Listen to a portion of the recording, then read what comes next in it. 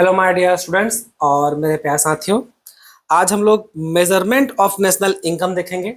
ठीक है, इसमें हम लोग सीखेंगे भाई कि अलग अलग जो तरीका है नेशनल इनकम निकालने का उसके बारे में। इस वीडियो में ना बच्चों आप स्टार्ट समझ लीजिए एकदम जीरो लेवल से कीजिएगा और खत्म कहाँ आपका हीरो बनने तक होगा। ठीक है, और अगर आप फीमेल स्टूडेंट हैं तो अब आप हीरोइन बनने तक सफर तय कीजिएगा। बोलने का बस मतलब मेरा ये है कि हम आपको इस वीडियो में ना आपको चाहे थ्योरी हो चाहे आपका न्यूमेरिकल क्वेश्चन हो, हर तरह का चीज इसमें आपको बताएंगे, प्रिकॉशन सिकॉशन से लेके हर चीज। तो इस वीडियो के बाद आपको कहीं भी दूसरा जगह देखने को जरूरत नहीं पड़ेगा, हर चीज आपको क्लैरिटी मिल जाएगा इसी वीडियो में। ठीक है, तो चलिए शुरुआत हम लोग करेंगे किससे? शुरुआत करेंगे हम लोग वैल्यू एडेड मेथड से। देखिए, जो वैल्यू एडेड मेथड है ना, ये हम लोग का नेशनल इनकम को कैसे निकालता है। वैल्यू एडेड मेथड निकालता है नेशनल इनकम। जितना भी नया वैल्यू ऐड हुआ रहता है ना, जितना भी नया वैल्यू जो ऐड हुआ रहता है उन सबको जब हम लोग जोड़ देते हैं ना, तब समझ लीजिए हम लोग का नेशनल इनकम निकल करके आ जाता है। अब सबसे पहले आपको समझने का जरूरत यही है कि वैल्यू एडेड यानी कि न्यू वैल्यू एडेड बोलने का एक्चुअल डीप मीनिंग क्या है। ठीक है, देखिए उसको ऐसे समझिए। मान लीजिए ये हम लोग का वीट का प्लांट है। ठीक है, वीट मतलब जो गेहूं का फसल है वो है। अब इस गेहूं का फसल की कीमत मान लीजिए 100 रुपये है, समझने पर्पज के लेते हैं 100 रुपये है। अब इसी गेहूं को आप मिल में ले गए और मिल में उसको पिसवा दिए। ठीक है, उसको मतलब कन्वर्ट कर दिए, तो क्या हो गया? वो गेहूं आपका क्या बन गया? बन गया वो आटा। अब ये जो मिल से, ये मतलब गेहूं से जो मिल्क में गया, ठीक है, और मिल में जाकर जब वो आटा में कन्वर्ट हुआ, तो ये जो कन्वर्ट करने में मिल अपना योगदान दिया कि नहीं, एक कंट्रीब्यूशन दिया कि नहीं, उसको चेंज करने में, उसका फॉर्म को। ये पहले व्हीट था, अब वो आटा बन गया है, फ्लोर बन गया है। तो उसमें मान लीजिए भाई वो अपना कंट्रीब्यूशन कितना लिया? 50 रुपए का लिया। तो भाई आटा का सही कीमत कितना हो जाएगा? आटा की कीमत हो गया 150, है कि नहीं।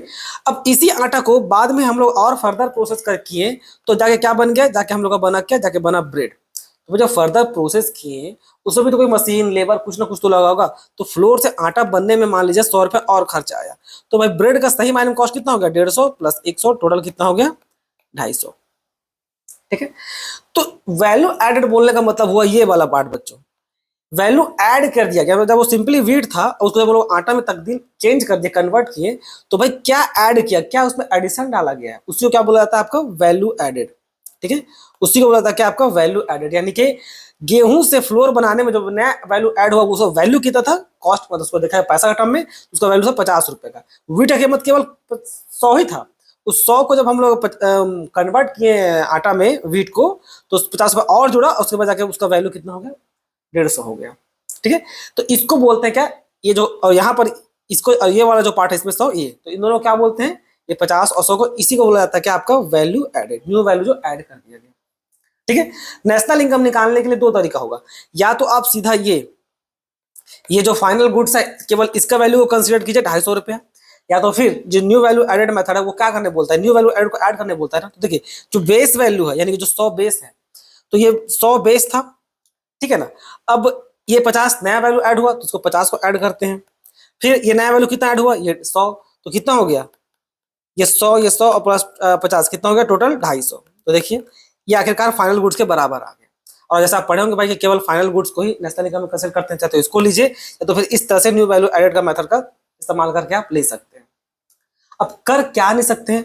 अगर आप ऐसे कीजिएगा, इसका ले लिए मान लीजिए वीट का 100 रुपया, और फिर फ्लोर का भी ले लिया कितना? 150 का। भाई फ्लोर वाला भी तो आटा अपना बेचा होगा नहीं बोल करके, और ब्रेड वाला भी अपना भाई 250 में ब्रेड को बेचा है, तो इस तरह कर दिए। तो सबको जोड़ करके आप यहाँ पर कर दिए कितना? 500। तो ये तो गलत हो जाएगा ना बच्चों, क्योंकि ये जो 100 रुपया है, ये जो 100 रुपये का वीट है, अरे वो वीट ही तो आपका वो जो गेहूं था वही तो आपका यहाँ पर क्या आटा बना है ना। तो 100 रुपये इस पर ऑलरेडी है ही वो। और ये जो गेहूं था, ये जो आटा था, इसी को इस्तेमाल करके ना ब्रेड बनाए हैं, तो ये तो ऑलरेडी इसी में है, ऑलरेडी इंक्लूडेड है। 100 रुपये यहाँ इंक्लूडेड है, 50 रुपये यहाँ इंक्लूडेड है, तो ऑलरेडी इंक्लूडेड चीज हो गया ना। तो उन सबको तो हम लोग अगर सबको जोड़ के निकाल दिएगा तो गलत हो गया ना बच्चों। तो इसलिए क्या करते हैं? केवल बेस वैल्यू लेकर के जो वैल्यू ऐड हुआ वो ले लीजिए, या तो सिंपली क्या फाइनल वैल्यू जो लेते हैं ये 250 रुपया। इसी जो प्रॉब्लम है ना, ये जो प्रॉब्लम देखिए, जो 100 रुपये यहाँ पर है, ये 100 रुपये यहाँ पर भी है, जो बार बार ऐड हो गया ना, इसी को बोलते हैं क्या? Problem of double counting. ठीक है, जिसको हम लोग क्या करते हैं, इसको प्रिकॉशन में ध्यान में रखते हैं कि ये गलती हमसे रिपीट ना हो। क्लियर? चलिए अब समझते हैं थोड़ा और डिटेल में। चलिए वैल्यू एडेड बोलने का मतलब आपको समझ में आ गया, तो थ्योरी वाला पार्ट समझ लीजिए एक हद तक क्लियर हो गया। आगे बढ़ते हैं। अब सिंपल टर्म में अगर देखा जाए तो actual contribution of each firm, देखिए अब यहाँ पर सब दुकान को लेना पॉसिबल नहीं होता है, तो जनरली क्या हम लोग 3 सेक्टर को बांट देते हैं। 3 सेक्टर जो पढ़े होंगे, एक प्राइमरी सेक्टर, एक सेकेंडरी और एक टर्शियरी सेक्टर। 3 सेक्टर का जो भी प्रोडक्शन हुआ सबको जोड़ देंगे और माइनस क्या करेंगे, माइनस करते हैं value of raw material and other intermediate goods. आसान भाषा में जो प्रोडक्शन किए हम लोग, अरे इस प्रोडक्शन को करने के लिए ऑब्वियस कुछ खर्चा भी तो एक्सपेंस लगाए होंगे ना, प्रोडक्शन करने के ऑब्वियस कुछ ना कुछ खर्चा किए होंगे, तो जितना भी खर्च होता है ना उसको बोलते हैं क्या, इंटरमीडिएट कंजम्पशन।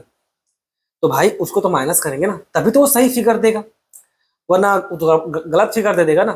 तो भाई क्योंकि देखिए हम लोग जब दुकानदार जो है, हम लोग केवल प्रॉफिट से मतलब है ना, उसका कॉस्ट भी ले लीजिएगा, कॉस्ट भी ले लीजिए 100 रुपया और प्रॉफिट भी ले लिए 50 रुपया, अब बोलेंगे क्या, 150 का प्रॉफिट होता है, नहीं भाई, अगर इसमें कॉस्ट लगा है 50 रुपये, उसको हटाएंगे तभी ना हम लोग का एग्जैक्ट प्रॉफिट आएगा, तब वो सही फिगर देगा। तो यहाँ पर भी उसी लॉजिक को इस्तेमाल करते हैं कि भाई अगर प्रोडक्शन करने के लिए जो भी पैसा लगा है इकोनॉमी में, जो भी प्रोडक्शन करने के लगा है, जिसको हम लोग क्या बोलते हैं, इंटरमीडिएट कंजम्पशन, इसको हम लोग क्या करेंगे, इसको हटाना पड़ेगा। तो इसीलिए देखिए फॉर्मूला कैसे बनता है। तो यहाँ से जो आपको सीखने वाली चीज है वो ये देखिए, जीवीए एमपी ये आपका सेम होता है आपका जीडीपी एमपी के बराबर। सबसे पहला चीज आप यही सीखिए, नहीं तो बच्चा बहुत कंफ्यूज होता है। याद रखिए जीवीए एमपी आपका सेम होता है किसके बराबर, जीडीपी एमपी के बराबर। क्योंकि बच्चा लोग हमेशा जीडीपी जीडीपी देखा रहता है, वर्ड जीडीपी एमपी देखा था, एग्जाम में अगर जीवीए एमपी पूछे भाई तो कंफ्यूज हो जाता है। तो सिंपल मतलब यही समझिए पहले तो कि ये और ये दोनों सेम चीज है, ठीक है, जीवीए एमपी और जीडीपी एमपी, ठीक है। अब ये वैल्यू, ये मेथड इस्तेमाल करके फॉर्मूला का इस्तेमाल हम लोग करते हैं क्या, इसका फॉर्मूला क्या, देखिए इसका फॉर्मूला भाई कि टोटल जो आउटपुट हुआ है, तो टोटल जो हम लोग प्रोडक्शन किए, उस प्रोडक्शन में जो प्रोडक्शन करने के दौरान जो खर्चा हुआ यानी कि इंटरमीडिएट कंजम्पशन, उसको बस माइनस कर दिए, तब जाकर के हम लोग क्या जीडीपी एमपी बोलिए चाहे जीबीए एमपी निकल करके आता है। तो क्या फॉर्मूला बच्चों जीडीपी एमपी का, वैल्यू ऑफ आउटपुट यानी total production minus intermediate consumption, जो भी प्रोडक्शन करने में जो खर्चा हुआ उसको हम लोग माइनस करते हैं। अब फर्दर बाद में थोड़ा सा इतना सिंपल तो एग्जाम में पूछता नहीं है, तो अब क्या होता है, फर्दर वैल्यू ऑफ आउटपुट और टूटता है फॉर्मूला थोड़ा सा। तो वैल्यू ऑफ आउटपुट का देखिए फॉर्मूला क्या है। अब वैल्यू ऑफ आउटपुट सिंपली क्या बोलता है भाई, value of output means goods produce during the year whether sold or not, यानी कि एक साल में जो भी हम लोग प्रोडक्शन किए हैं, अब वो बिका हो चाहे ना बिका हो कोई फर्क नहीं पड़ता, बस प्रोडक्शन हुआ है ना, हाँ तब वो वैल्यू ऑफ आउटपुट पे कंसिडर्ड होगा। सीधा सीधा लॉजिक है। अब होता क्या है, यहां देखिए अब होगा क्या, हम लोग वैल्यू ऑफ आउटपुट को सेल्स की तरह ट्रीट करते हैं। भाई value of output is equal to sales. आपको लगा सर सेल्स क्यों ट्रीट कर रहे हैं, सीधा वैल्यू प्रोडक्शन को रखते हैं ना, सेल्स पे क्यों जा रहे हैं। अब देखिए फॉर्मूला के आधार पे क्या भाई, वैल्यू ऑफ आउटपुट में हम लोग लिए क्या, सेल्स, और सेल्स में फिर sales plus change in stock करके फिर हम लोग वैल्यू ऑफ आउटपुट निकालते हैं।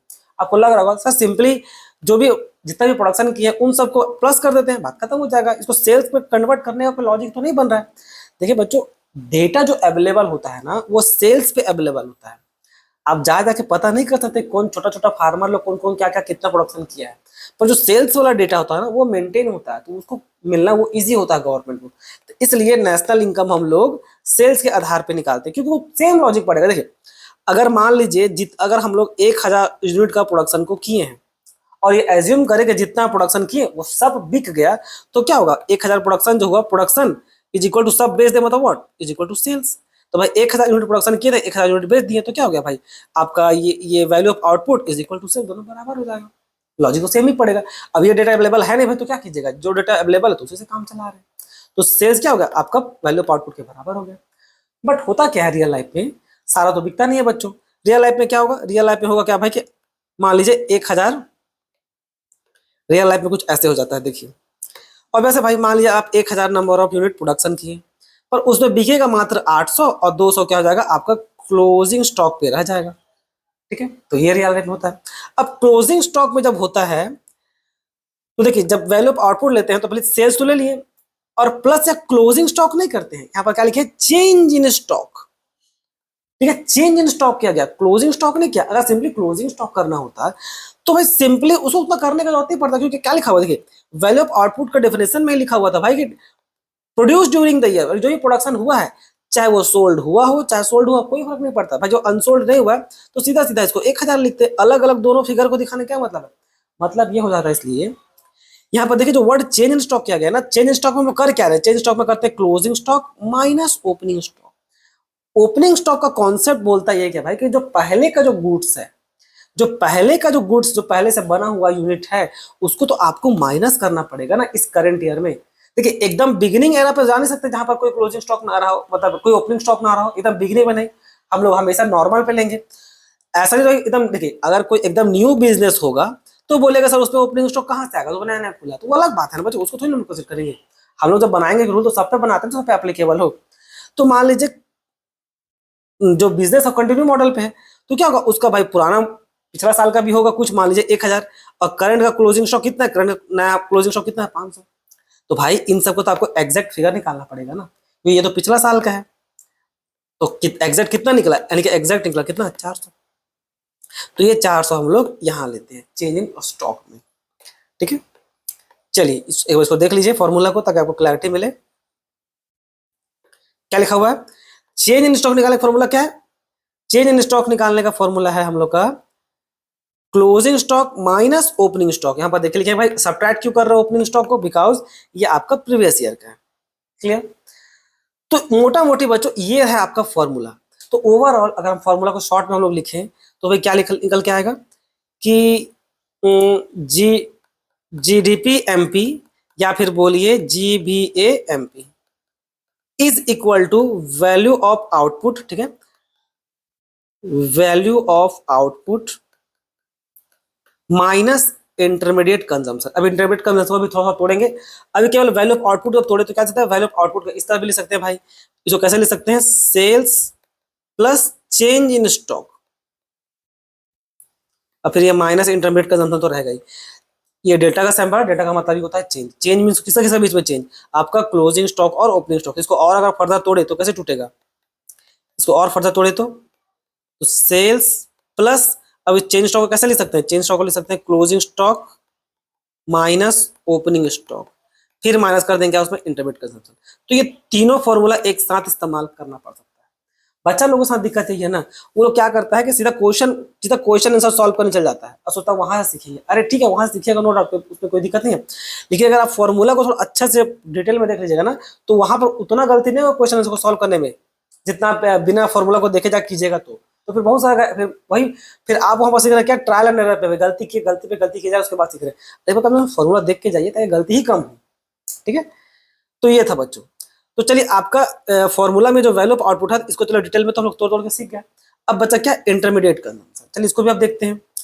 इंटरमीडिएट कंजम्पशन उसको कभी कभी हम लोग क्या बोलते हैं, सिंगल यूज कंजम्पशन, या इसको बहुत बार सिंपली क्या बोलते हैं, परचेज।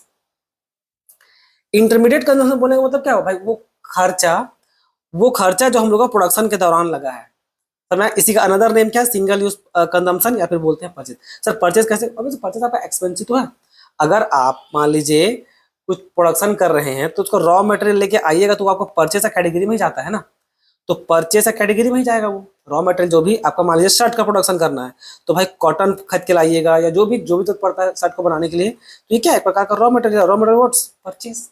तो इसलिए उसको भी हम लोग क्या बोलते हैं, इंटरमीडिएट कंजम्पशन।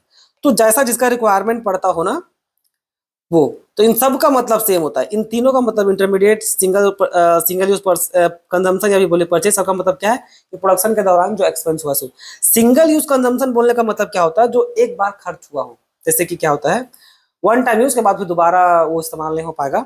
जैसे कि क्या, मान लीजिए आप एग्रीकल्चर कर रहे हैं, आपके पास क्या है, आपके पास है ट्रैक्टर। अब ट्रैक्टर को चलाने के लिए आपको डीजल चाहिए कि नहीं, तो डीजल जब एक बार चलाइएगा तो डीजल एक बार चलाएगा तो भाई डीजल तो भाई धुआं धुआं उड़ जाएगा, कुछ बचेगा नहीं डीजल का। तो ये क्या है, ये है आपका एक प्रकार का सिंगल यूज कंजम्पशन। ठीक है, डीजल का इस्तेमाल किया गया भाई कि हम लोग प्रोडक्शन कर सके। तो ये था बच्चों इसका मीनिंग। अब देखिए इसमें आपको ध्यान क्या रखना है, अब इसमें जो ध्यान रखने वाली बात है उसको देखिए, की पॉइंट्स क्या है कि भाई हम लोग इस पे मशीनरी और कैपिटल गुड्स को एक्सक्लूड कर देते हैं। क्या कर देते हैं, एक्सक्लूड कर देते हैं, हटा देते हैं, उसको हम लोग कंसिडर नहीं करते हैं।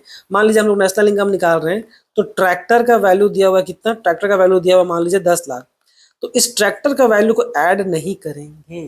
क्यों नहीं करेंगे, क्योंकि जो ट्रैक्टर है ये आप लोग का एक प्रकार का समझ ले कैपिटल गुड्स है। तो कैपिटल गुड्स क्या देगा, दिक्कत ये है बच्चों कि ये जब बना होगा तो ये ऑलरेडी एक बार नेशनल इनकम में जुड़ चुका होगा। अब ट्रैक्टर का लाइफ एक साल तो होता नहीं है, वो तो 10 साल 15 साल, अच्छा रहा तो 20 साल भी चल जाएगा। तो उसको आप हर साल थोड़ी ना जोड़िएगा, एक बार तो वो जुड़ गया ना, बार बार जोड़िएगा तो क्या फिर प्रॉब्लम और डबल काउंटिंग स्टार्ट हो जाएगा उसका। तो भाई ये बार ऑलरेडी जुड़ चुका है तब वो सेकंड हैंड गुड्स आप क्यों दोबारा जोड़ रहे हैं? कोई लॉजिक नहीं बनता है, बार बार जोड़िएगा तो सेकंड हैंड गुड्स जोड़ने का कोई लॉजिक नहीं बनता है। तो ट्रैक्टर को हम लोग बार बार इस्तेमाल नहीं करेंगे। प्रोडक्शन करने में जो कैपिटल गुड्स लगा है, क्या देखिए किसी तरह का भी कैपिटल गुड्स हो, वो कैपिटल गुड्स का वैल्यू ऐड नहीं होगा। ये आपको एक स्टार मार्क लगा के ध्यान में रखिए।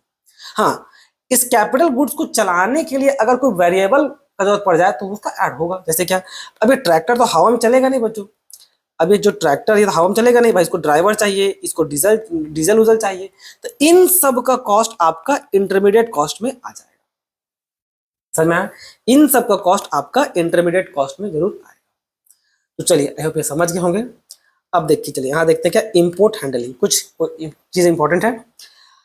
मैं लिखा हुआ है कि अगर टोटल इंटरमीडिएट कंजम्पशन गिवन है तो हम लोग इंपोर्ट को उसमें ऐड नहीं करते हैं, वो ऑलरेडी इंक्लूडेड होता है। जैसे मान लीजिए, जैसे यहाँ पर देखिए, ये एक केस देखने पहले इसको भी देख लीजिए। और दूसरा कंडीशन क्या है, अगर केवल परचेज गिवन है, ठीक है, परचेज केवल गिवन है, और उस परचेज में अगर देखिए अगर टोटल परचेज गिवन है तो फिर कोई दिक्कत नहीं, वो आपका total purchase is equal to intermediate consumption. But अगर सिंपल आपका दिया डोमेस्टिक परचेज या डोमेस्टिक कुछ भी दिया हो, और उसमें हम लोग फिर क्या करेंगे, बाद में इंपोर्ट को ऐड करेंगे, ठीक है, क्योंकि हम लोग को एकदम परचेज में ही आएगा, तब जाकर के फिर वो टोटल परचेज कहलाएगा। तो इंटरमीडिएट कंजम्पशन बोलिए चाहे आपका टोटल परचेज बोलिए, अगर टोटल परचेज अगर सेपरेट सेपरेट दिया है, डोमेस्टिक परचेज दिया है चाहे और इंपोर्ट दिया है, तो भाई टोटल निकालने के लिए पहले क्या करेंगे, इन दोनों को जोड़ देंगे, डोमेस्टिक परचेज प्लस आपका इंपोर्ट को। चलिए एक क्वेश्चन देखते हैं, ज्यादा क्लैरिटी मिलता है उससे। जैसे ये देखिए, आपको निकालना है क्या, इंटरमीडिएट कंजम्पशन निकालना है, दिया क्या आपको इंटरमीडिएट कंजम्पशन और इंपोर्ट भी दे दिया है। तो भाई ये जो इंपोर्ट है, जब इंटरमीडिएट कंजम्पशन ऑलरेडी गिवन है तो इसको इसमें ऐड करने का कोई लॉजिक नहीं बन रहा, क्योंकि तो ये ऑलरेडी जो प्रोडक्शन के दौरान खर्च हो तो ऑलरेडी गिवन ही है, तो साइड से ऐड करने का कोई लॉजिक नहीं बनता है। इससे इंटरमीडिएट कंजम्पशन क्या है आपका, केवल 1200 ही होगा, क्योंकि ऑलरेडी इंक्लूडेड है। अब देखिए परचेज के हिसाब से डोमेस्टिक परचेज, अब डोमेस्टिक परचेज दिया, इंपोर्ट दिया, भाई तो ये डोमेस्टिक परचेज दिया है ना, टोटल परचेज तो नहीं दिया है ना, तो टोटल परचेज नहीं दिया, क्या करेंगे, 500 और 100 दोनों को जोड़ेंगे तो टोटल परचेज कितना हो जाएगा भाई, 600। और टोटल परचेज का दूसरा नाम क्या है आपका, intermediate consumption.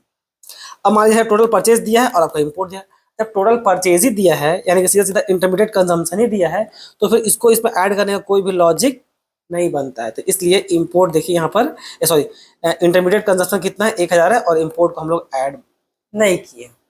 Same logic sales के लिए भी लगेगा। वो जो फॉर्मूला लेते हैं सेल्स पे, तो सेल्स अभी तो हम लोग दो जगह किए होंगे ना, एक हम लोग डोमेस्टिक सेल किए होंगे और एक क्या, एक हम लोग एक्सपोर्ट किए हैं। तो अगर टोटल सेल गिवन है क्वेश्चन में तो कोई दिक्कत नहीं है भाई, जस्ट कहता है ठीक है, कुछ एक्स्ट्रा लेने जरूरत नहीं है। पर अगर डोमेस्टिक सेल लिया है तो फिर इसमें आपको प्लस करेंगे क्या, हम लोग प्लस करेंगे एक्सपोर्ट को, तब जाकर के क्या निकलेगा, वो टोटल सेल्स। बस आपको यही बात पे ध्यान में रखना है। तो देखिए, अब फॉर्मूला को अगर शॉर्ट में उतारें तो भाई value of output is total output sales अगर तो ये प्रैक्टिकल लाइफ में तो पॉसिबल होता नहीं, पर अगर सिंपली अगर नहीं दिया हो क्लोजिंग स्टॉक तो value of output equal to क्या, सेल्स ले लेंगे, ठीक है। अब क्लोजिंग स्टॉक तो ऑब्वियसली आता ही आता बच्चों, देखिए तो फॉर्मूला क्या बनता है, value of output is equal to sales plus change in stock, और change in stock is equal to closing stock minus opening stock. जब इन सब को अच्छा से बैठाएंगे तो ये निकल के आएगा जीबीएमपी या बोले GDP MP is equal to value of output minus intermediate consumption, जो थोड़ा पहले ऊपर में आपको दिखाए थे, ठीक है। ये है। अगर कुछ और क्वेश्चन, अगर एक इजी टाइप का और क्वेश्चन देखना चाहें, ऐसे समझिए, जैसे ये जो कराए थे ना, इसी का सेम कॉन्सेप्ट आपका समझिए सेल्स के लिए भी लागू होगा। मान लीजिए दोनों आइटम गिवन है, मान लीजिए दिया हुआ है सेल्स और यहाँ पर दिया हुआ है क्या, एक्सपोर्ट, ये दिया हुआ है 1000 और इसको ये दिया 100, तो हम लोग का जो टोटल सेल है कितना होगा, टोटल सेल केवल से 1000 ही होगा, क्योंकि एक्सपोर्ट वर्ड दिया है और जब डायरेक्ट टोटल सेल वर्ड ही दिया है ना, तो सीधा इसी उठा करके लिख देंगे, इसको ऐड बैक नहीं करेंगे। ऐड कब करते हैं, जब दिया था डोमेस्टिक सेल लिखा था, डोमेस्टिक सेल्स, डोमेस्टिक सेल दिया था 1000 और यहाँ पर फिर दिखा होता क्या, एक्सपोर्ट, और यहाँ लिखा था 100 दिया था, तब समझ लीजिए हम लोग का टोटल सेल क्या होता, ये डोमेस्टिक सेल प्लस एक्सपोर्ट यानी कि 1100, तब उस केस में वैसा करते हैं, ठीक है। ये है। अब ये रहने दीजिए, उसी टाइप का था तो उसको हटाने दीजिए, सिंपल टाइप का है। हम लोग प्रैक्टिकल क्वेश्चन एकदम एंड में देखेंगे। ये भी वही है, कुछ सिंपल सा क्वेश्चन है और कुछ है नहीं, ठीक। अब देखिए जीडीपी कैलकुलेशन में जो मेन प्रिकॉशन है, प्रिकॉशन हम पहले क्यों रख दिए, देखिए प्रिकॉशन जनरली आप देखिएगा, आप लोग क्या करते हैं, प्रिकॉशन हमेशा लास्ट में देखते हैं, जबकि इसी को पहले देखना चाहिए, क्योंकि प्रिकॉशन में ही रहता है क्या, क्या ऐड करना चाहिए, क्या ऐड नहीं करना चाहिए। तो प्रिकॉशन को तो पहले पढ़ना चाहिए, पर हम लोग लास्ट में पढ़ते हैं। तो सबसे पहला प्रिकॉशन क्या भाई, avoiding double counting, avoid double counting, यानी प्रॉब्लम ऑफ डबल काउंटिंग को अवॉइड करना। प्रॉब्लम ऑफ डबल काउंटिंग क्या होता है, अभी थोड़ा देर पहले आपको वो जो वीट वाला उदाहरण था, वो तो मीठा मीठ गया यहाँ से, जो वीट उदाहरण दिए थे ना, वो परफेक्ट एग्जाम्पल है प्रॉब्लम डबल काउंटिंग का। देखिए छोटा सा उदाहरण यहाँ पर भी हम दे रखे हैं। मान लीजिए फार्मर एक प्रोड्यूस किया वीट को, तो भाई उसको पहला वैल्यू कितना, 100 रुपया, ठीक है, तो उसका टोटल कॉस्ट कितना पड़ा, 100 रुपया। अब ये 100 रुपये का चीज मान लीजिए मिल में गया तो 100 रुपया में आया, ठीक है, मतलब वो मतलब पहले वीट था, फिर अब वो गेहूं के तौर पे आया है, मतलब गेहूं था, अब उसको लोग पिसवाने लाए हैं मिल में। जब वो पिसा गया तो उसमें कितना का वैल्यू ऐड कर दिया गया, 50 रुपये का, तो कितना हो गया, 150 का। और उसके बाद फिर उसी आटा को बाद में जब ब्रेड बनाने के लिए गया, तो भाई जो खरीद के लाया होगा 150 में, इसमें 100 रुपये वो अपना ब्रेड बनाने में जो मेहनत लगा 100, तो कितना होगा, 250। तो टोटल फाइनल गुड्स कितना है, 250, ठीक है। और वैल्यू एडेड केवल सिंपली निकालना हो तो इसका जोड़ करके निकाल सकते हैं। ये एक बार देखिए, एक बार यहाँ पर 100, एक बार 50 और यहाँ पर 100, तो टोटल कितना होगा, इन दोनों को जोड़िएगा तो 250। तो सीधा फाइनल गुड्स ले लीजिए या तो सीधा वैल्यू एडेड को ऐड कीजिए, तब भी आंसर दोनों में आ जाएगा, ठीक। तो ये है पहला प्रिकॉशन आपका, क्या, प्रॉब्लम ऑफ डबल काउंटिंग का पहला प्रिकॉशन। अच्छा, अब यहां से दुनिया भर का प्रिकॉशन है, ठीक है, सबको याद कर रहे हैं। देखिए अगर आप डोमेस्टिक इनकम वो पढ़े होंगे ना, items excluded in domestic income या नेशनल इनकम, वो अगर आप समझ गए होंगे तो वो वहां का यहाँ पर एग्जैक्ट सेम होता है, दोनों का सेम ही होगा, क्योंकि नेशनल इनकम तो यहाँ भी निकाल रहे हैं ना बच्चों। तो domestic items included in domestic income, चाहे आपका नेशनल इनकम वाला पार्ट पढ़े होंगे, तो उसमें जो पढ़े होंगे डिट्टो यहाँ पर एकदम सेम होगा, कुछ चेंज करने का जो रिक्वायरमेंट नहीं है, ठीक है। तो फिर से बता दे रहे हैं, आप जो थोड़ा देर पिछला चैप्टर में items included slash excluded in domestic income, चाहे फिर बोलिए नेशनल इनकम, तो फिर वो समझ लीजिए इसको जो आप पढ़े होंगे वो एग्जैक्ट सेम है इसी प्रिकॉशन का, एग्जैक्ट सेम, कुछ अंतर नहीं है, क्योंकि अल्टीमेटली इसमें भी हम लोग नेशनल इनकम ही निकालने का काम कर रहे हैं, ठीक है। तो देखिए एक बार चलिए फिर भी इसको हम लोग थोड़ा सा देख लेते हैं सिंपल टाइप से, भले वहां पर सेम है।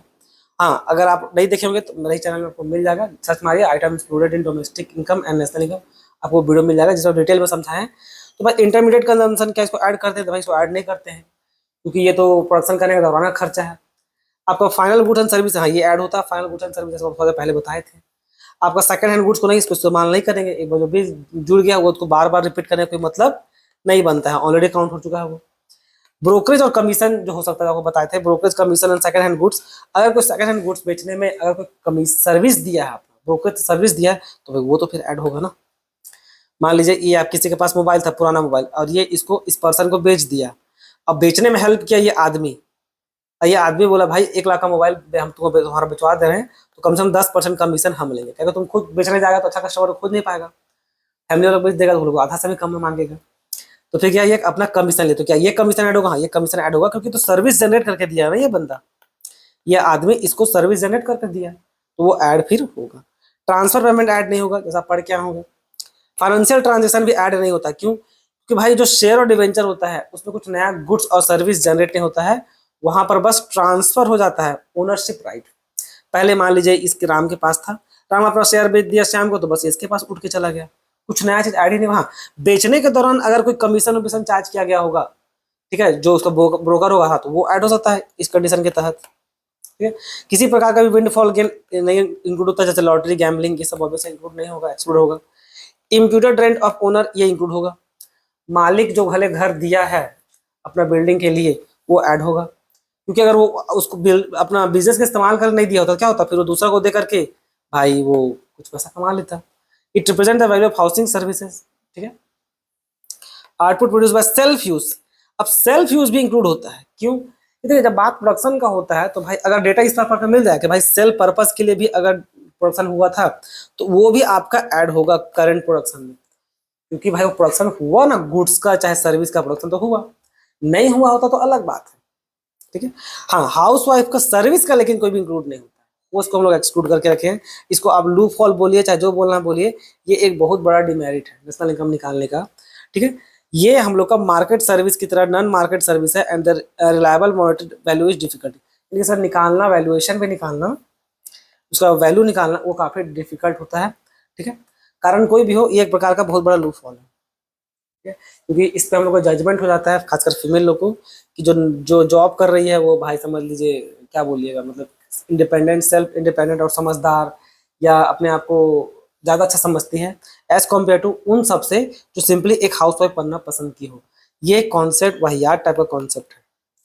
कोई भी लड़की चाहे वो जॉब प्रेफर करे, चाहे वो as a housewife choose करे, उसका रिस्पेक्ट सेम होता है, उसका मान सम्मान सेम ही होगा, क्योंकि उसका वो पर्सनल चॉइस है हाउस वाइफ बनना। आप अपना चॉइस, भाई हमको जॉब ही करना है, ये आप दूसरा पे थोप नहीं सकते। ठीक है, ये घटिया टाइप का लॉजिक है। अब वो कितना अच्छा लगे, ये ऐसा कमाएगी तो नहीं, वो कुछ भी बोलिए, वो बेकार टाइप का लॉजिक है। और चाहे तो आपको हम हर बात का काउंटर करके दे सकते हैं, पर इतना लंबा वीडियो कौन खींचेगा। और आपको अब देखिए, हम लोग बोलते रहते हैं इंडिपेंडेंट इंडिपेंडेंट, हम आपको बताते हैं, अब सर्च मारिए, एक सर्वे है, मिल जाएगा आपको, नेट पे मिल जाएगा। जितना भी जो मॉडर्न इंडिपेंडेंट वुमेन है ना, वो लोग ज़्यादा डिप्रेस है और ज़्यादा एंजाइटी को फील कर रही है एज कम्पेयर टू जो ट्रेडिशनल वुमेन सक्सेस हो। अगर आपको लगता है कि इंडिपेंडेंट होना, फ्रीडम होना, इस सब में बहुत ही अच्छा क्वालिटी है, तो सिंपल सा आप ये जो स्टडी हुआ ना, पता करके देख लीजिए। इसमें क्या है कि जो नई इंडिपेंडेंट वुमेन सब है, जो है, जो फ्रीडम फ्रीडम क्लेम करते हैं दुनिया भर का XYZ, जो खासकर जो अल्ट्रा टाइप का जो फेमिनिस्ट होती है, वो सिंपली आके चेक कर ले भाई कि ये सर्वे क्या बोल रहा है। एक स्टडी किया गया हुआ है, तो वो मॉडर्न टाइप की जो वुमेन है, वो लोग थोड़ा सा लेस, ज़्यादा डिप्रेस है एज कम्पेयर टू जो थोड़ा सा ट्रेडिशनल वुमेन है। ठीक है, हम देखिए डिनाई किसी, हम किसी को बुरा नहीं बोल रहे हैं भाई, जॉब कर रहे हैं तो बिल्कुल जॉब कीजिए, कोई दिक्कत नहीं है। बट जो हाउसवाइफ को चूज किया है ना, उसको बुरा भला नहीं बोल सकते हैं, मेरा बस इतना ही कहना है। अच्छा, डेप्रिसिएशन को हम लोग क्या करते हैं, सब्ट्रैक्ट करते हैं। ठीक है, डेप्रिसिएशन को सब्ट्रैक्ट करते हैं। अब इसमें क्या है ना, ये चीज देखिए, यहाँ पर एक चीज दिखाते हैं आपको, जो ट्रैक्टर का एग्जाम्पल दिए थे ना, पता नहीं मिट गया शायद, चलिए हम आपको बताते हैं। उस ट्रैक्टर का एग्जाम्पल में हम क्या दिए थे कि भाई ये जो ट्रैक्टर है, जो ट्रैक्टर है, ये हम लोग एक प्रकार का कैपिटल गुड्स है, इसको काउंट तो नहीं करेंगे। हाँ, डीजल को, ड्राइवर को, इन सबको हम लोग इंटरमीडिएट कंजम्पशन मान सकते हैं। अब इसको काउंट नहीं करते हैं, क्यों? क्योंकि ये कैपिटल गुड्स है। तो क्या आप बोल सकते हैं सर ट्रैक्टर लेकिन चला ना, सर वहां पर ट्रैक्टर अपना चला फिरा, उसका भी तो कुछ वैल्यू होना चाहिए ना। तो बच्चों, ये जो चला फिरा, उससे जो ट्रैक्टर थोड़ा सा जो घिस गया, थोड़ा सा चल गया, उस घिसना को क्या बोलते हैं? वियर एंड टीयर, यही बोलते हैं ना। और वियर एंड टीयर इकोनॉमिक्स में, अकाउंट्स में किसको बोलते हैं हम लोग? डेप्रिसिएशन को। तो डेप्रिसिएशन देखिए यहाँ पर माइनस हो रहा है। डेप्रिसिएशन को लेकर हम लोग कंसिडर करते हैं क्या? ग्रॉस वैल्यू या तो फिर नेट वैल्यू निकालने के कॉन्सेप्ट में। ठीक है, तो ये काफी थोड़ा सा थ्योरी, थोड़ा सा प्रैक्टिकल, ये टाइप का हो गया। अब चलिए मेनली हम लोग प्रैक्टिकल क्वेश्चन की तरफ बढ़ते हैं।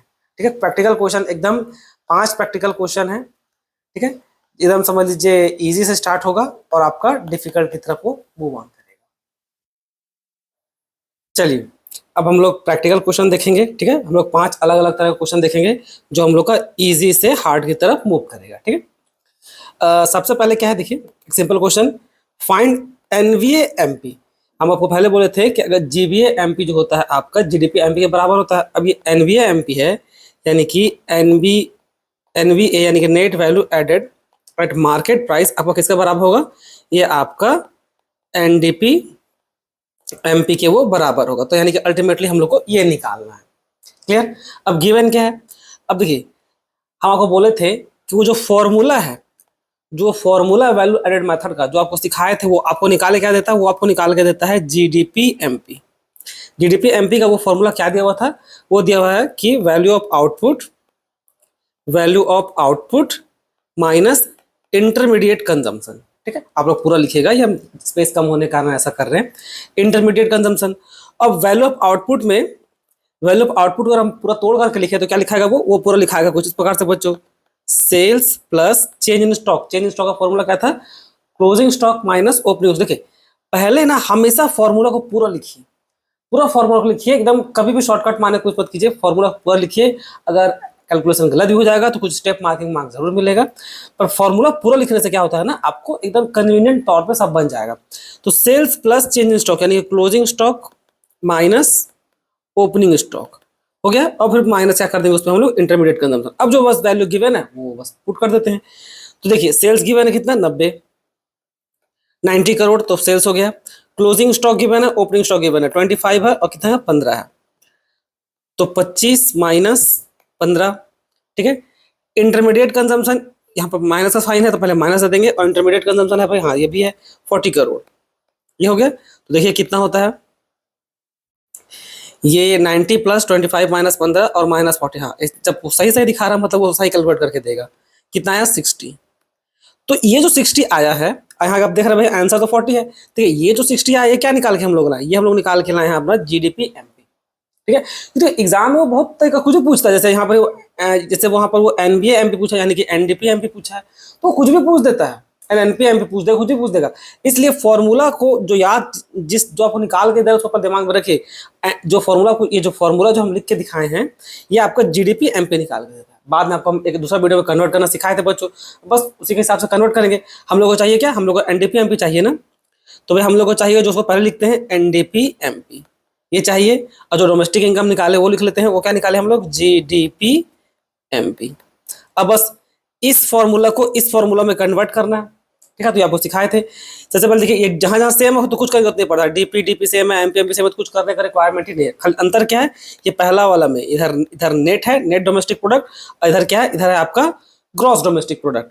तो भाई ग्रॉस को नेट करना है, यानी कि ज्यादा को कम करना है, जैसा वो सिखाए थे कन्वर्जन के दौरान। अगर जो बच्चे लोग कन्वर्ट करने नहीं जानते हैं तो एक वीडियो होगा, देख लीजिएगा, नेशनल इनकम एंड एग्रीगेट करके, वहां पर हम कन्वर्ट करना सिखाए हैं, वो आना बहुत जरूरी है, वरना बहुत ज्यादा कंफ्यूजन हो सकता है। तो भाई ग्रॉस को नेट में कन्वर्ट करने के लिए क्या करेंगे भाई, कुछ माइनस करना होगा। तो माइनस क्या करते हैं, पहला वाला माइनस करेंगे क्या हम लोग, डेप्रिसिएशन। तो भाई कितना हो जाएगा, देखिए 60 था, ये रहा जो लोग निकालेगा जीडीपी, और डेप्रिसिएशन गिवन है क्या, 20 डेप्रिसिएशन गिवन है। तो क्या होगा 40 आंसर है, 40 करोड़, 40 करोड़ इसका आंसर है। क्लियर। तो ये हम लोग का पहला वाला बन गया। अब दूसरा पे आते हैं, इसको थोड़ा मिटा देते हैं, तो ये स्पेस खाता है, ठीक है, तो वो स्पेस खाने लगता है, वरना सीधा पीडीएफ फाइल में इसको बनता नहीं है बच्चों। खैर हटाइए उसको, छोड़िए। अब क्या बोल रहा है, देखिए फाइंड क्या बोल रहा है, जीवीए एफसी, जीवीए एफसी यानी ग्रॉस वैल्यू एडेड। तो gross value added at factor cost, तो ये क्या हो गया आपका GVA FC is equal to क्या, जीडीपी एफसी, यानी कि आपको ये निकालना है, ठीक है। अब फॉर्मूला तो आपका जो है वो तो आपको जीडीपी निकाल के देता है, तो फॉर्मूला लिखेंगे इसका जीडीपी एमपी का। अब फॉर्मूला क्या था बच्चों, फॉर्मूला वही सेम, आपका value of output minus intermediate consumption. अब इसको पूरा ठीक से लिखते हैं, तो पूरा ठीक से लिखते हैं, चलिए यहाँ से स्टार्ट करते हैं। तो वैल्यू ऑफ आउटपुट का क्या फॉर्मूला होगा, sales plus change in stock. तो sales plus change in stock. अब चेंज इन स्टॉक का फॉर्मूला क्या था, चेंज इन स्टॉक का फॉर्मूला था भाई closing stock minus opening stock, फिर इसमें माइनस करेंगे क्या, इंटरमीडिएट कंजम्पशन। क्लियर। अब देखिए जो आइटम गिवन है बैठाइए, सेल्स गिवन है, हाँ सेल्स गिवन है, तो 500 sales plus change in stock, closing stock given है, ओपनिंग स्टॉक कितना 20 माइनस 30। तो देखिए यहाँ क्लोजिंग स्टॉक कम है, ध्यान से रखिएगा, 20 माइनस 30, तो इससे क्या हो गया, ये आपका ये वाला जो पार्ट है ऑब्वियसली नेगेटिव में आएगा, -10 आ जाएगा। अब देखिए माइनस इंटरमीडिएट कंजम्पशन, क्या इंटरमीडिएट कंजम्पशन गिवन है, इंटरमीडिएट कंजम्पशन का और भी बहुत सारा नाम था, जैसे purchase of intermediate product. Purchase भी पता क्या है आपका इंटरमीडिएट कंजम्पशन। इंटरमीडिएट कंजम्पशन क्या समझाए थे कि भाई प्रोडक्शन करने के दौरान जो भी खर्चा आ जाए, तो परचेज भी तक का खर्चा है ना। इससे 2-3 नाम आपको बताए थे बच्चों, 2-3 नाम क्या क्या था, एक था आपका इंटरमीडिएट कंजम्पशन, एक है इसका परचेज, और एक क्या था सिंगल यूज कंजम्पशन। तो यहाँ पर परचेज दिया, इसलिए बोलता है सारा नाम याद रखना जरूरी है। कितना इंटरमीडिएट कंजम्पशन, 300 हो गया, 300। अब देखिए क्या आ जाएगा, ये 500 और ये माइनस में आएगा -10 और ये -300, 500 दिखा रहा है, -10 -300, हाँ ठीक है। कितना आया 190। ये क्या निकल के आया 190, 190 हम लोग का निकल के आया जीडीपी एमपी, लेकिन हम लोग को चाहिए क्या, जीडीपी एफसी चाहिए। तो चलिए इसको ठीक करते हैं। अब हम लोग को चाहिए भाई जीडीपी एफसी, ये चाहिए, जो चाहिए उसको पहले लिख लेते हैं, और जो हम लोग एक बड़ा जो डोमेस्टिक या नेशनल इनकम निकाल कर लाए उसको देखते हैं क्या निकाल के लाए हम लोग। जीडीपी एमपी का वैल्यू 190 है, तो क्या है यहाँ पर हम लोग के पास जीडीपी एमपी है, ठीक। अब फॉर्मूला को इसमें कन्वर्ट करना है, ये वाला फॉर्मूला को ये वाला फॉर्मूला बनाना है। तो देखिए यहाँ पर जी सेम है, यानी कि पूरा जीडीपी जीडीपी जी पूरा सेम है, कुछ करने का रिक्वायरमेंट तो है नहीं। आपको यहाँ पर फैक्टर कॉस्ट है, यहाँ पर क्या है मार्केट प्राइस है। तो भाई मार्केट प्राइस पर टैक्स रहता है और फैक्टर कॉस्ट आपको चाहिए। फिर से सबको समझा दे रहे हैं, हमेशा ये इधर लेफ्ट से राइट से हमेशा लेफ्ट की तरफ जाएगा, हमेशा ऐसे आएगा, हमेशा इधर राइट से लेफ्ट की तरफ, कभी भी वो ऐसे लेफ्ट से राइट की तरफ ऐसे कभी नहीं जाएगा, वरना मिस्टेक करते रहिएगा दिन भर। क्लियर?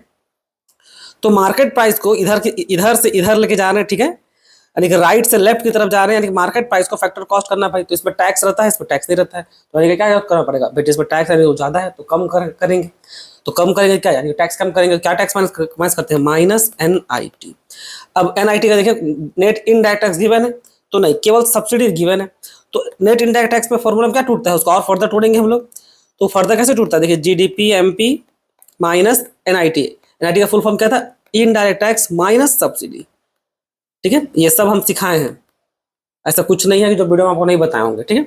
अब बस वैल्यू बैठा देते हैं, GDP का वैल्यू हम लोग कितना निकाल के लाए, 190, तो ये हो गया हम लोग का 190 माइनस IT तो है नहीं, इनडायरेक्ट टैक्स तो गिवन है नहीं, तो क्या हो गया वो 0, लेकिन सब्सिडी तो है ना, सब्सिडी कितना गिवन है, सब्सिडी गिवन है 40, कितना गिवन है सब्सिडी 40, ये हो गया 40। अब ये क्या है बच्चों, देखिए ये ब्रैकेट के बाहर माइनस साइन है ना, ये ब्रैकेट के बाहर माइनस साइन है और इधर ये माइनस साइन में, तो क्या होता है, अब इतना बेसिक मैथ्स आपको आता होगा, तो ये माइनस और ये माइनस आपस में मिलकर के प्लस बन जाता है, ठीक है।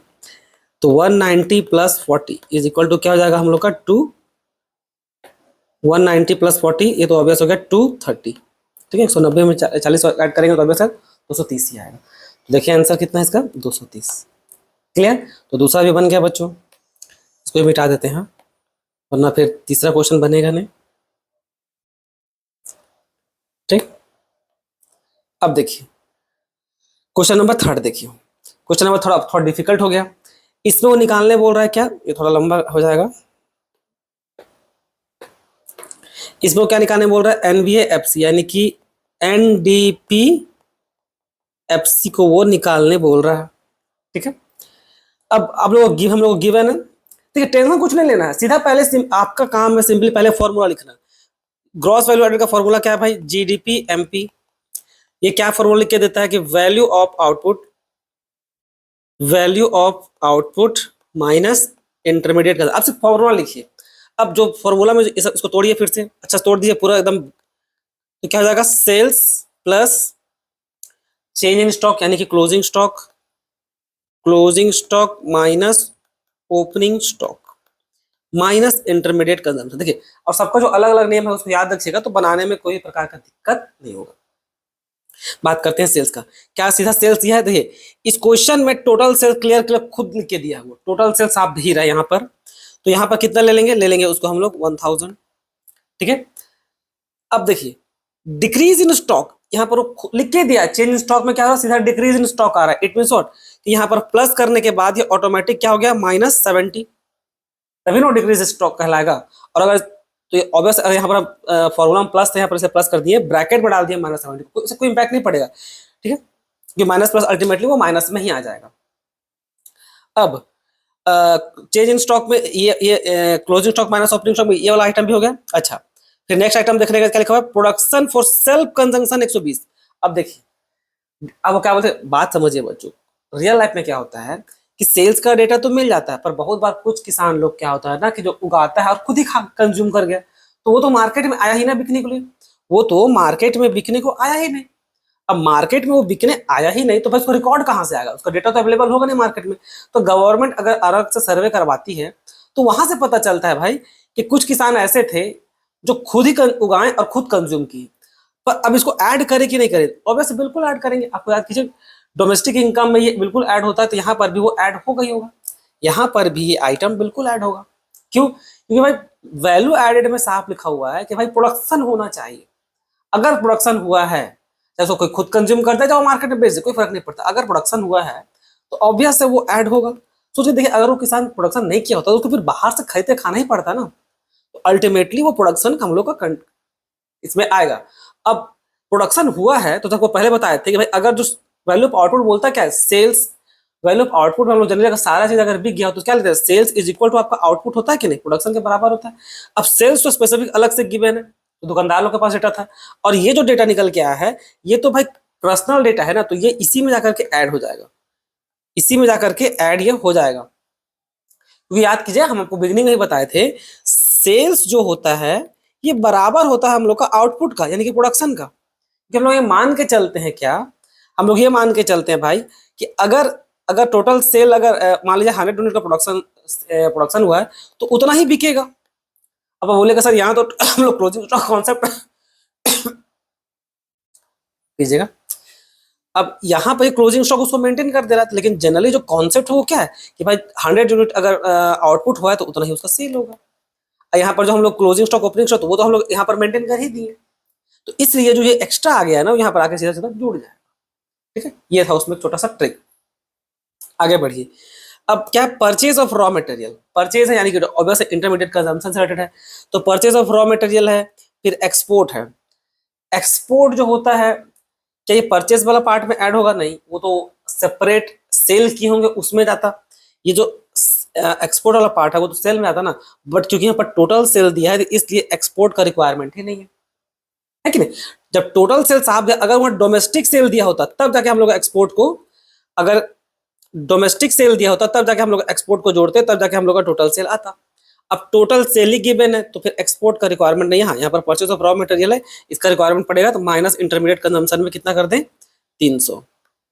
ब्रैकेट में इसे डाल के रखें कि पता नहीं कुछ और आइटम आ गया हो तो। ठीक है, अब इलेक्ट्रिसिटी चार्ज। इलेक्ट्रिसिटी चार्ज, अब जो इलेक्ट्रिसिटी चार्ज तो आपका एक प्रकार क्या है, प्रोडक्शन करने के दौरान में जो खर्चा होता है वो आइटम है। ये इलेक्ट्रिसिटी, जैसे जैसे ट्रैक्टर का जो एग्जांपल था डीजल का, तो यहाँ पर वो क्या है, बिजली है। प्लांट को चलाने के आपको बिजली चाहिए, तो ये भी आपका एक प्रकार का क्या है, ये भी आपका एक प्रकार का इंटरमीडिएट कंजम्पशन तो है। ठीक है, हर बार को जो थोड़ी ना कि सीधा क्लियर क्लियर दिया रहा है, क्वेश्चन को डिफिकल्ट करने के लिए कुछ तो नौटंकी ड्रामा करना बनता है कि नहीं। तो भाई ये इंटरमीडिएट कंजम्पशन इसी में जाकर के जुड़ जाएगा। क्लियर है। इनकम टैक्स, इनकम टैक्स का कोई रोल है ही नहीं। हम लोग माइनस भी करते हैं तो नेट इंडेक्स करते हैं तो ये इसका कोई योगदान है ही नहीं। हाँ, ये टैक्स है, ये सब्सिडी है, तो रह दीजिए। एक्साइज ड्यूटी आपका एक प्रकार का इनडायरेक्ट टैक्स है। बोलेगा सर अभी जीएसटी, हाँ कोई बात नहीं, कभी कभी जीएसटी भी लिखा रहे, और ऐसा नहीं है बच्चों, ऐसा नहीं है कि वो पूरा हट ही गया है, आपका एक्साइज ड्यूटी अभी भी है। ठीक है, तो जितना हम लोग को चाहिए वो सब आइटम तो हो चुका। तो चलिए, जो जो आइटम हम लोग को चाहिए था, इनकम टैक्स हम लोग को इस जीडीपी एमपी में कोई रिलेशन काम का है नहीं, जीडीपी एमपी का फॉर्मूला में कोई लेना देना था नहीं, इनकम टैक्स इसको इग्नोर कर दिए, रहने दीजिए। एक्साइज ड्यूटी भी कोई लेना देना नहीं है, सब्सिडी भी कोई लेना देना नहीं है, दोनों टैक्स का पार्ट है। आई होप इतना आपको आइडिया हो बेसिक चीज। अब इसको कैलकुलेट करते हैं, ये वाला पार्ट को हम लोग कैलकुलेट करते हैं। तो कितना हो गया यहाँ पर देखिए, ये 1120, ये -70 और ये माइनस, और ये इन दोनों को जोड़ देंगे, 300 + 30, सॉरी इलेक्ट्रिसिटी चार्ज 30 नहीं है 50 है। हम अभी फिर आंसर गलत आता और परेशान हो रहे होते, एक सेकंड ना। ये कितना, ये 50 है। इलेक्ट्रिसिटी चार्ज देखिए यहाँ पर 50 है, हम गलती से 30 लिख दिए थे, तो -350 डायरेक्ट हो जाएगा। देखिए सीधा दे रहा है कि नहीं, ये कभी कभी देता ही नहीं है।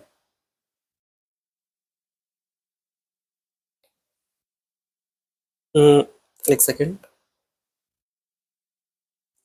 ओहो, चलिए कितना था, 1120 -70 -350 इज इक्वल टू, हाँ दिया। ओहो, ये 11 नहीं 7 ले लिया, गलत आंसर दे देगा 1। हाँ, 1120 -70 -350 दिया, कितना दे रहा है, ये दिया हम लोग को 700। ठीक है, अब ये क्या निकल के आया, 700। 700 जो निकल के आया वो था बच्चों हम लोग का जीडीपी एमपी 700, क्योंकि भाई फॉर्मूला यही निकाल के देता है जीडीपी एमपी। पर हम लोग को चाहिए क्या, हम लोग को तो चाहिए भाई एनडीपीएफसी। तो अब जैसा वो कन्वर्ट करना सिखाए थे, हम लोग को चाहिए क्या, एनडीपीएफसी। तो हम लोग के पास जो दिया है वो ले लेते हैं, जीडीपी एमपी। ठीक है, ये दिया हुआ है। अब देखिए, अब हम लोग को कन्वर्ट करना फॉर्मूला को सिखाए थे भाई, ग्रॉस को करना है क्या, नेट। तो भाई ज्यादा को कम करना है, ग्रॉस को नेट की जगह, तो ऑब्वियसली क्या होगा, माइनस होगा क्या आपका, डेप्रिसिएशन, जो सिखाए थे। डोमेस्टिक डोमेस्टिक तो सेम है, प्रोडक्ट प्रोडक्ट सेम है, तो क्या बच गया अब मार्केट प्राइस। तो ये मार्केट प्राइस को हम लोग क्या करना है, फैक्टर कॉस्ट में बदलना है, यानी क्या करना पड़ेगा, एक प्रकार का टैक्स को माइनस करना पड़ेगा। तो क्या करेंगे, -NIT। ठीक है, अब ये हो गया हम लोग का 700 माइनस डेप्रिसिएशन। डेप्रिसिएशन देखिए गिवन है कि नहीं, इस क्वेश्चन में कहीं भी डेप्रिसिएशन नहीं है, तो क्या करेंगे, उसको कर देंगे 0 माइनस NIT। NIT गिवन है यानी कि नेट इनडायरेक्ट टैक्स, तो नेट इनडायरेक्ट तो भाई डायरेक्ट कहीं कहीं था नहीं, एक्साइज ड्यूटी है और सब्सिडी है, तो एक प्रकार का ही हो गया आपका इनडायरेक्ट टैक्स। आईटी में आ गया आपका, जाएगा ये इनडायरेक्ट टैक्स, और ये हम लोग का सब्सिडी, यानी कि 70 - 40। तो 70 माइनस 40, ठीक है।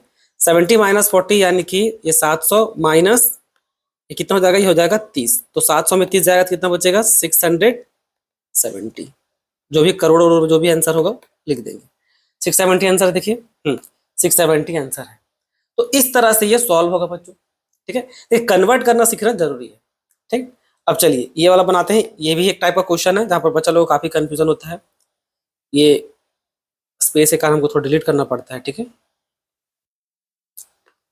अब देखिए इस क्वेश्चन में क्या है, इसमें 3 चीज निकालने बोला जा रहा है। क्या, वैल्यू एडेड बाय फर्म ए और बी, ठीक है। वैल्यू आउटपुट मतलब वैल्यू एडेड निकालना है, यानी कि समझ लीजिए पूरा जीडीपी निकालना है एक प्रकार से। अब उसके बाद सेकंड क्या निकालने बोलता है भाई, gross domestic product at market price, वो भी निकालना है।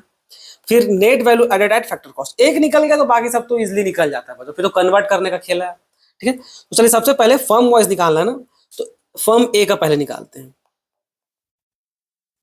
फर्म ए, फर्म ए का पहले निकालते हैं। तो फॉर्मूला तो सेम होगा बच्चों, फॉर्मूला सेम होगा भाई। जीडीपी एमपी का फॉर्मूला सेम होगा। जीडीपी एमपी का फॉर्मूला क्या था, सेल्स, सेल्स बोलते हैं, value of output, value of output minus intermediate consumption.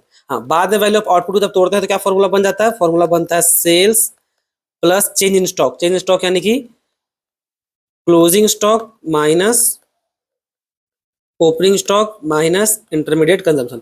अब जो गिवन है वो लिख देते हैं, ठीक है। सबसे पहले हम लोग सेल्स, सेल्स चाहिए फर्म ए का sales, sales by firm B, तो ये हम लोग काम करना ही है। सेल्स बाय फर्म ए, देखिए सेल्स स्पेसिफिक गिवन ही है, तो कितना ले लिए 500 plus closing stock minus opening stock. देखिए सेल्स फर्म ए का क्लोजिंग स्टॉक ओपनिंग स्टॉक कितना गिवन है, इसका ये तो हो गया। Sales by firm B to household, ये नहीं आएगा, ठीक है। Change in stock by firm, इसके साथ चेंज इन स्टॉक गिवन ही कर दिया है। Change in stock of firm A सबसे स्पेसिफिक लिख के ही दे दिया, यानी कि पूरा का पूरा ये दोनों दे दिया है, तो तोड़ के लिख दिए थे ना। तो चेंज इन स्टॉक फर्म ए कितना है 20, तो फिर 20 होगा। यहाँ प्लस का सिंबल तो प्लस रहेगा ही, और ये इसको कैलकुलेट वो करके दिया है। चेंज स्टॉक को ना हम लोग ऐसा लिखते हैं, चेंज स्टॉक को closing stock minus opening stock, तो वो तो सीधा ही दिया भाई कि 20 है, तो 20 लिख दिए माइनस। अब चाहिए हम लोग क्या, इंटरमीडिएट कंजम्पशन। इंटरमीडिएट कंजम्पशन देखिए कितना है, closing stock of firm B है ये, तो opening stock of firm B है। परचेज बाय फर्म ए, देखिए एक ये है परचेज, और भी नीचे देख लीजिए कि ए से रिलेटेड कुछ और है क्या। Indirect tax paid by both firm, अलग चीज हो गया। कंजम्पशन ऑफ फिक्स कैपिटल, ये भी हो गया। Sales by firm A to B, अभी ये सेल्स को क्या हम लोग इसमें ऐड करेंगे, नहीं, ये जो सेल्स है, सेल्स बाय फर्म ए, क्या इस सेल्स में इसको ऐड करेंगे सेकंड वाला में, यानी कि इस 500 में, तो नहीं ऐड करेंगे, क्योंकि ये ऑलरेडी टोटल तो गिवन ही है, टोटल तो गिवन है ना, वो बस एक डेटा दे दिया है अलग से, ठीक है। तो हम लोग का इंटरमीडिएट कंजम्पशन में केवल ये परचेज दिया सेल्स ए का कितना 320, तो माइनस 320, जो कैलकुलेट करेंगे कितना आ रहा है, एक और 500 प्लस 20 माइनस 320, ठीक ठीक दिया है। कितना है 200, कितना है 200 आया, ठीक है। तो ये तो हम लोग का जीडीपी एमपी, यानी कि एक का वैल्यू एडेड ऑफ फर्म ए निकल गया, तो 200 आया। देखिए आंसर कितना, फर्म ए का आंसर 200। क्लियर है, सिंपल था। अब सेम लाइकवाइज फर्म बी का करेंगे बच्चों। फर्म बी, फर्म बी में सेम फॉर्मूला रहेगा, जीडीपी एमपी, एक ही बार इसको तोड़ रहे हैं, ठीक है। फॉर्मूला क्या होगा, sales plus change in stock यानी कि closing stock minus opening stock minus intermediate consumption. अब जो जो गिवन है ना सो देखिए खाली लिखते हैं हम लोग। चाहिए पहले sales, sales of firm B, firm B का सेल्स गिवन है क्या, देखिए सेल्स बाय फर्म, स्टार्टिंग यहाँ से देखिए 1 से, उसके बाद मिटा देते हैं, रुकिए। Sales by firm B to general government, अच्छा ये अलग अलग करके दिया, देखिए टू जनरल गवर्नमेंट दिया मींस अलग अलग करके दिया होगा। तो एक बार यहाँ पर ले लेते हैं सेल्स, सेल्स का वैल्यू लेते हैं, एक आया कितना, जनरल गवर्नमेंट को बेचने वाला 100। उसके बाद सेल्स बाय फर्म ए, तो ये तो एक हटा दीजिए, sales by firm B to household, एक नया आ गया हाउस होल्ड को, तो 350। अब change in stock by firm A, तो एक आया तो हटा दीजिए, closing stock of firm A and opening stock of firm, sorry closing stock of firm B है और opening stock of firm B है, यानी कि 40 और 30 है। तो क्लोजिंग स्टॉक यानी 40 माइनस 30, तो चलिए ये तो निकल के आ गया, यहाँ पर प्लस रहेगा ये वाला पार्ट में, क्लोजिंग स्टॉक यानी कि 40 माइनस 30 गिवन था ये देखिए, क्लोजिंग स्टॉक 40 और ओपनिंग स्टॉक बी का 30 हो गया। परचेज है फर्म में, तो ये कहता है, तो कर दिए हैं। इनडायरेक्ट टैक्स तो काम का हम लोग है नहीं। कंजम्पशन ऑफ फिक्स कैपिटल, इसका नाम डेप्रिसिएशन रहने दीजिए। Sales by firm A to firm B, अब सेल्स ए किया है फर्म बी को, इसका मतलब तो बी उसे परचेज किया होगा ना। बी जो है ए से परचेज किया होगा तभी ना वो उसका ए का सेल्स और बी का परचेज होगा, यानी कि क्या गिवन है, माइनस इंटरमीडिएट कंजम्पशन 200 का रूप में गिवन है, और तो कुछ है नहीं बच्चों। तो बस इसमें इतना ही था। चलो इस ब्रैकेट को भी बंद कर दीजिए। तो कितना हो गया, इन दो को जोड़ेंगे कितना जाएगा 450, फिर प्लस इधर 10 और माइनस 200, ठीक है। 450 प्लस 10 माइनस 200, ठीक, 260, 260 गिवन है, देखिए 260 गिवन है। अब हम लोग फर्म ए का और फर्म बी का दोनों का जीडीपी निकालिए। अब है दोनों का gross domestic product at market price है, तो दोनों को जोड़ दीजिए, इसको और इसको। तो जोड़ देंगे तो क्या होगा, GDP MP of firm A and B. तो ए का कितना था, ए का था 200 और बी का 260, 200 plus 260 is equal to 460 crore total, 460 आ गया। क्लियर है। अब हम लोग को चाहिए क्या, एनबीए एफसी। एनबीए एफसी बोलने का मतलब क्या है भाई कि एनडीपी एफसी, और हम लोग के पास क्या है, हम लोग के पास है जीडीपी एमपी, जो निकाल के लाए, ये रहा, अभी निकाल के लाए जस्ट। अब जीडीपी एमपी है, अब बिकॉज कन्वर्ट करेंगे जैसा सिखाया आपको। ग्रॉस को कर दीजिए नेट, यानी ग्रॉस को नेट करने के लिए क्या करना पड़ेगा, माइनस करेंगे क्या हम लोग, डेप्रिसिएशन। डीपीडीपी तो सेम है, कुछ करने होती है। हाँ, मार्केट प्राइस को फैक्टर कॉस्ट करना है, इट मींस माइनस करेंगे एनआईटी, नेट इनडायरेक्ट टैक्स। ये हम लोग का 460 है, माइनस डेप्रिसिएशन कितना देखिए, डेप्रिसिएशन ये कंजम्पशन ऑफ फिक्स कैपिटल, इसीलिए बोले थे कि डेप्रिसिएशन का जितना सारा नाम है सब याद होना चाहिए। 120 माइनस, अब नेट इनडायरेक्ट टैक्स गिवन है, देखिए तो net indirect tax paid by both firm. अब सब्सिडी तो इसमें दिख नहीं, इसमें सब्सिडी तो है नहीं कहीं, बोथ फर्म यानी कि 75, यानी कि माइनस 75, ठीक है। वो आईटी माइनस सब्सिडी भी करते हैं, तो यहाँ पर आईटी पहले आता बाद में सब्सिडी आता था, इसलिए ये सीधा यहाँ पर 75 आ गया, क्योंकि अल्टीमेटली जीरो ही आएगा ना, तो लॉजिक बनेगा नहीं। तो 460 हो गया। अब देखिए 460 minus 120 minus 75 is equal to, वो डॉलर में कर दिया, गड़बड़ा गया, गलत दर दे रहा है नहीं, इसको जोड़ दीजिए पहले, इसको रुकिए जोड़ देते हैं पहले हम। ये हो गया 460 माइनस 120 और 75, यानी कि 195 इज इक्वल टू 460 माइनस 195, ठीक दे रहा है, 265, 265, ये देखिए 265 भी, ये भी आ गया, ठीक। तो ये चार तरह का अलग अलग क्वेश्चन आपको करके दिखा दिए बच्चों। अब एक तरह क्वेश्चन बचा हुआ ये थोड़ा सा आपका वैल्यू एडेड मेथड में है, और ये आपका फर्म स्पेसिफिक है या बोले सेक्टर स्पेसिफिक है। तो यहाँ पर प्राइमरी सेक्टर, सेकेंडरी सेक्टर और टर्सरी सेक्टर का डेटा गिवन है, बट है क्या ना, ये डेटा थोड़ा सा बहुत ज्यादा होचपुच टाइप से हो गया है। तो इसको यहाँ ना सॉल्व करके सीधा यहाँ पर सॉल्व करते हैं इस पेज में। ये वही सेम क्वेश्चन है जो वहां था, सो क्यों वहां पर क्यों इसलिए कर रहे थे, क्योंकि वो जो जोड़ने घटाने का सुविधा वहां देता है ना, तो वो कन्वीनियंट हो जाता है, और यहाँ पर उतना स्पेस भी नहीं रहेगा ना, तो दिक्कत करता है। और वहां पर क्या ऊपर स्क्रॉल करते रहेंगे तो स्पेस ज्यादा रहता है। तो इसका ये रहा, यह क्वेश्चन एनडीपी एफसी वो निकालने बोल रहा है। एनडीपी एफसी कैसे निकालेंगे, अगर आपका सेक्टर वाइज डेटा है, प्राइमरी सेक्टर का, प्राइमरी का, सेकेंडरी का और टर्सरी का सेक्टर गिवन है। जैसा आपको बताया था, कुछ में कंफ्यूज होने की बात नहीं है, जो आपको बताए थे एकदम सेम वही करना है। फॉर्मूला जो है उसी को सेम फॉर्मूला का अप्लाई कीजिएगा। और फॉर्मूला क्या है भाई, आपका जीडीपी एमपी का फॉर्मूला क्या है, जीडीपी एमपी का आपका फॉर्मूला जो है वही रहेगा, सेल्स, पूरा एक ही बार तोड़ के लिख रहे हैं, या अगर ऐसे लिखते, ये वाला लिखते हैं ना आप लोग, value of output minus intermediate का दम, इसको बाद में फिर तोड़ते हैं, टूटा तो क्या बनता है, ये बनता है हम लोग का क्या, sales plus closing stock, exchange stock को क्लोजिंग स्टॉक, गड़बड़ा गया, रुकिए, closing stock minus opening stock, ठीक है, माइनस इंटरमीडिएट कंजम्पशन, ये करते हैं, ठीक। तो चलिए इसको करते हैं। तो सेल्स लेना है, तो भाई सेल्स तीनों सेक्टर का लेंगे, प्राइमरी का, सेकेंडरी का, टर्सरी का, तो ये तीनों सेक्टर का सेल्स, देखिए ये देखिए गिवन है, तीनों सेक्टर का सेल्स। तो 1000 प्लस ये हो गया, सीधा एक बार जोड़ देते हैं।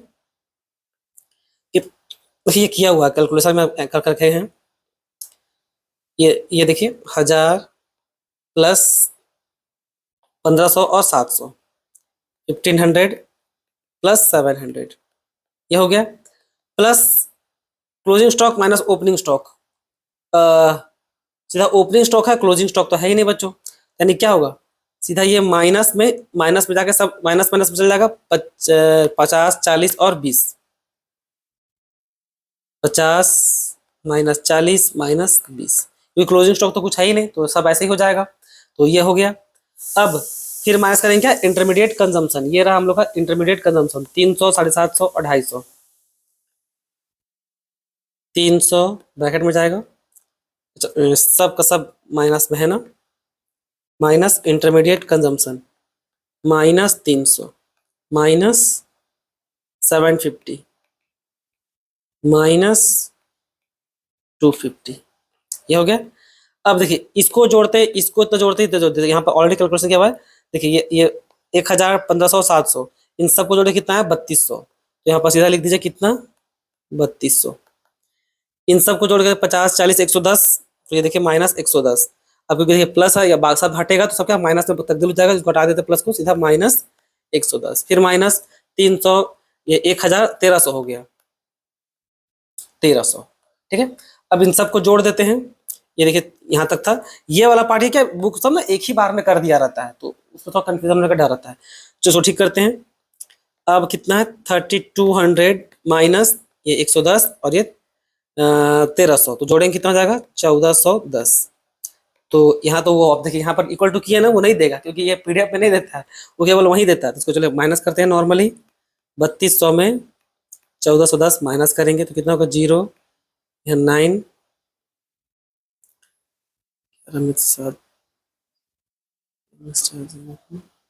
11 में से 4 जाएगा तो कितना बचेगा 8, 8 4 7, अरे 9 10 11 1 2 3 4, कभी कभी ना दिमाग खराब है, 7 और ये 2 में से 1 जाएगा 1, 1790, कितना निकाल के लाए हम लोग, जीडीपी एमपी हम लोग निकाल के लाए 1790, ये निकल के आया। पर हम लोग को चाहिए क्या, चाहिए था हम लोग को भाई एनडीपी एफसी, तो बस वो कन्वर्ट कर देंगे। अब हम लोग को चाहिए NDP FC is equal to GDP MP से माइनस कर देंगे क्या, ग्रॉस को नेट में कन्वर्ट करेंगे तो क्या हो जाएगा माइनस डेप्रिसिएशन, और कुछ कन्वर्ट करना है, और कुछ कन्वर्ट करना है, ये माइनस एनआईटी, तो 1790 से माइनस करेंगे डेप्रिसिएशन, डेप्रिसिएशन गिवन है, कंजम्पशन ऑफ फिक्स कैपिटल, देखिए इन सबको जोड़ना पड़ेगा तब ना सबका आएगा, तो 80 90 150, कितना है माइनस 150, इनडायरेक्ट टैक्स गिवन है क्या, नेट इनडायरेक्ट टैक्स गिवन है 50 80, यानी कि 80 केवल माइनस करना है, माइनस 80, यानी कि 150 और माइनस करेंगे और 80 और माइनस करेंगे, ठीक है। ये देखिए तो यही पर है ना, हाँ उतना ही आएगा। ये देखिए ये तीनों को जोड़िएगा तो ये 150 और ये 80, तो इन सबको जोड़ेंगे तो कितना हो जाएगा 1790 में हम लोग टोटल जोड़ेंगे, इधर 150 और प्लस 80 कितना हो जाएगा 50, 230 ना, 230 माइनस कर देते हैं सीधा 0 6 और ये 5 और 1 1560, हाँ 1560, ठीक है। तो ये बच्चों हम आपको पूरा करके दिखा दिए, ठीक है। हम लोग हर तरह का क्वेश्चन को सॉल्व किए हैं। इसके बाद भी अगर आपको कहीं पर भी डाउट हो ना तो आप बिल्कुल पूछ सकते हैं कमेंट सेक्शन में। इसमें इतना ही, धन्यवाद।